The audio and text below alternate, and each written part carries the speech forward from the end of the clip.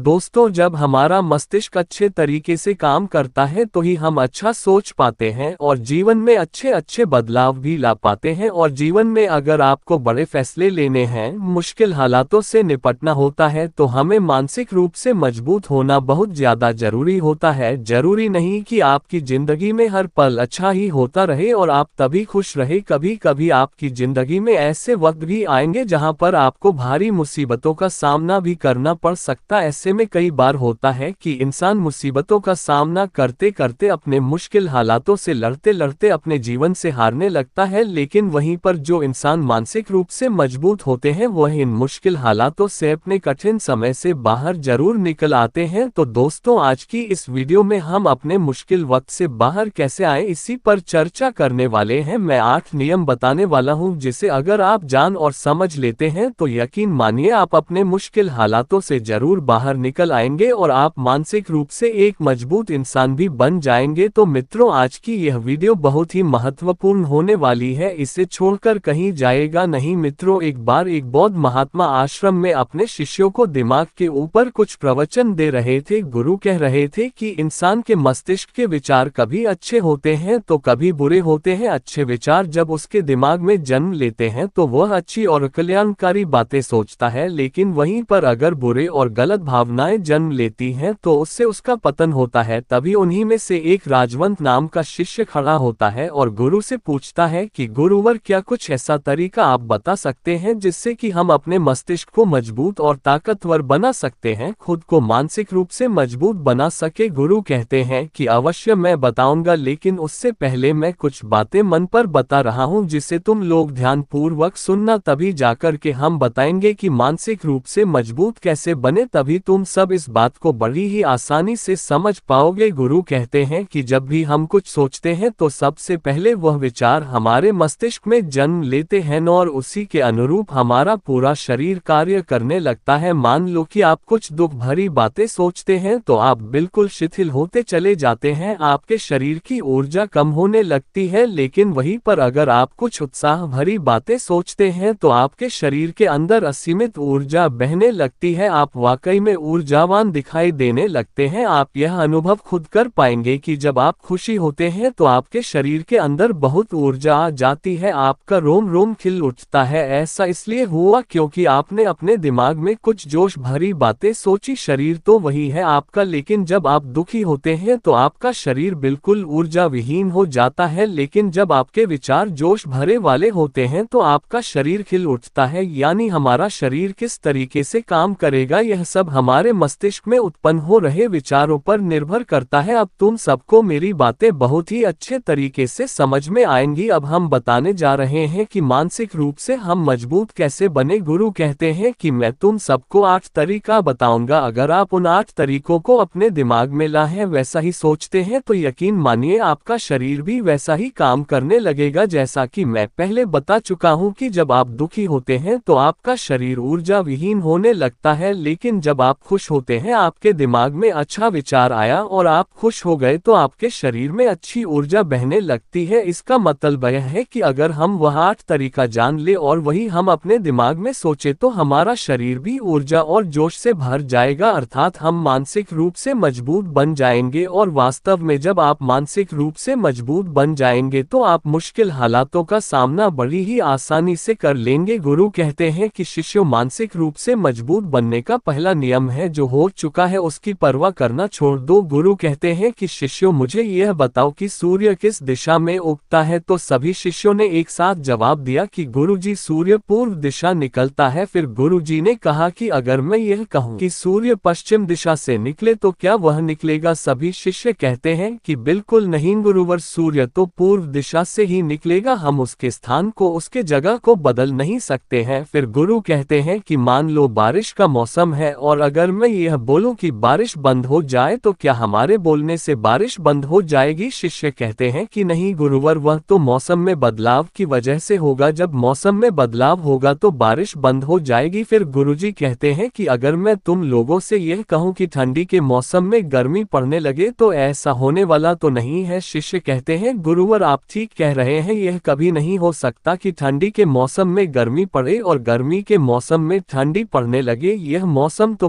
प्रकृति पर निर्भर करता है जो कि हमारे बस में नहीं है। फिर गुरु कहते हैं कि ठीक उसी प्रकार अगर जो चीज हमारे वश में नहीं होती है या जो बातें घटनाएं बीत चुकी हैं, अगर हम उन घटनाओं को लेकर के बार बार परेशान होते रहेंगे या उसकी बहुत ज्यादा परवाह करेंगे तो क्या हम भूतकाल की घटनाओं को बदल सकते हैं? शिष्य कहते हैं कि नहीं गुरुवर। फिर गुरु कहते हैं कि अगर तुम उन बीती घटनाओं को लेकर के बार बार चिंता में रहोगे और उस चीज की परवाह करोगे तो तुम परेशान होते चले जाओगे। इसीलिए तुम्हारी जिंदगी में जो घटित हो चुका है कोशिश करो उसे भुलाने की, और उसका एकमात्र तरीका है कि आप अपने आने वाले समय पर, आने वाले भविष्य पर, आने वाली चीजों पर अपना ध्यान केंद्रित करिए। गुरु आगे कहते हैं कि मानसिक रूप से मजबूत बनने का दूसरा नियम है ध्यान करने की आदत डाले। गुरु कहते हैं कि गौतम बुद्ध जब सत्य की खोज में निकल पड़े थे तो उन्होंने बहुत सारे उपाय किए, बहुत सारे कर्मकांड किए, लेकिन उन कर्मकांडों की वजह से उन्हें बहुत ज्यादा कुछ हासिल नहीं हुआ और उनका शरीर दुबला पतला होता चला गया, लेकिन वह सत्य की खोज करने में असमर्थ रहे। उनके गुरुओं ने उन्हें बहुत सारे कर्मकांड उपाय बताए, लेकिन उन कर्मकांड का कोई मतलब नहीं हुआ। अंत में जब भगवान गौतम बुद्ध स्वयं ध्यान की अवस्था में बैठे तो धीरे धीरे ध्यान की गहराइयों में जाकर के उन्हें वह सारी चीजें लगने लगी जिस चीज की वह खोज में निकल पड़े थे। ध्यान के जरिए वह अपने सभी विचार पर विजय पा लिए। उन्होंने पापी मार्ग को पराजित किया, काम वासना पर विजय पाए, अपनी हर एक भावना पर वो विजय पा लिए। और यह सब तभी हुआ जब वे ध्यान की गहरी अवस्था में बैठे और कई दिनों तक ऐसे ही बैठे रहे। ध्यान करने से हमारा मन और मस्तिष्क बहुत ही शांत हो जाता है, जिससे कि अगर हम किसी वस्तु पर या किसी के बारे में या किसी चीज के बारे में जब विचार करते हैं तो हमारा पूरा ध्यान उसी पर केंद्रित रहता है। हमारा दिमाग ज्यादा इधर उधर भागता नहीं है और हम चीजों को बहुत ही अच्छे तरीके से समझ पाते हैं। ध्यान ही एक ऐसा तरीका है जो आपको हर तरीके से आपके दिमाग को मजबूत बनाता है। बौद्ध भिक्षु अगर किसी बात पर ज्यादा जोर देते हैं तो वह ध्यान की प्रक्रिया पर ध्यान में कई घंटे तक बैठे रहते हैं, जिससे उनका दिमाग बहुत ही शांत रहता है, उनका मन बहुत ही शांत रहता है, और जिसका मन शांत रहता है वही किसी भी चीज पर अच्छी